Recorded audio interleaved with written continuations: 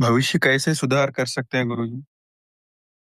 अब भविष्य अब किस तरह का सुधार चाहते हो? मेटेरियलिस्टिक सुधार चाहते हो या आध्यात्मिक सुधार चाहते हो? आध्यात्मिक।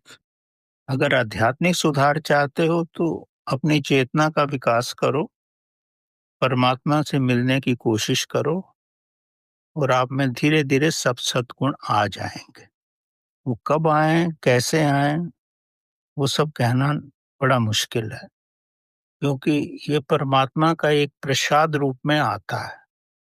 इसका कोई टाइम नहीं है कि 2 साल में आ जाएगा या 20 साल में आ जाएगा या 4 जन्म में आ जाएगा, ऐसा कुछ नहीं। जब परमात्मा को प्रसाद देना होगा तो आपको देगा। आप अपना कर्म करते रहो बिना फल की कामना से। भगवान कृष्ण ने तो इतने शुद्ध और पवित्र शब्दों में और साफ शब्दों में ये कहा है, और किसी चीज की कामना ही मत करो। वो प्रभु कण कण में विद्यमान है। समय आने पर आपको फल स्वरूप सब कुछ देगा। अगर आप इंतजार करोगे तो जो होना है वो और भी स्थगित हो जाए। तो मत इंतजार करो। क्या होगा? अब नहीं होगा तो कुछ समय बाद होगा, नहीं तो उससे थोड़ा और ज्यादा समय लगेगा।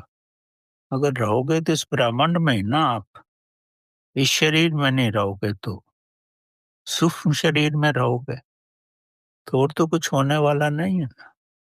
रमन महर्षि से किसी ने पूछा कि आपके जाने के बाद क्या होगा, तो रमन महर्षि ने बड़े स्पष्ट शब्दों में ने कहा, क्या होगा, मैं यहीं तो रहूंगा। इस भौतिक शरीर में नहीं रहूंगा तो सूक्ष्म शरीर में रहूंगा। मैं आपके आसपास ही रहूंगा।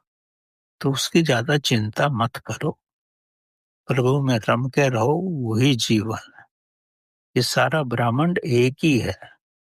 आप उस महान आत्मा से निकले हो और उस महान आत्मा के आसपास ही होगे, कहीं नहीं जाओ। अगर उसके साथ मिल गए तो जो उचित कार्य करवाना चाहेगा वो आपसे करवा देगा।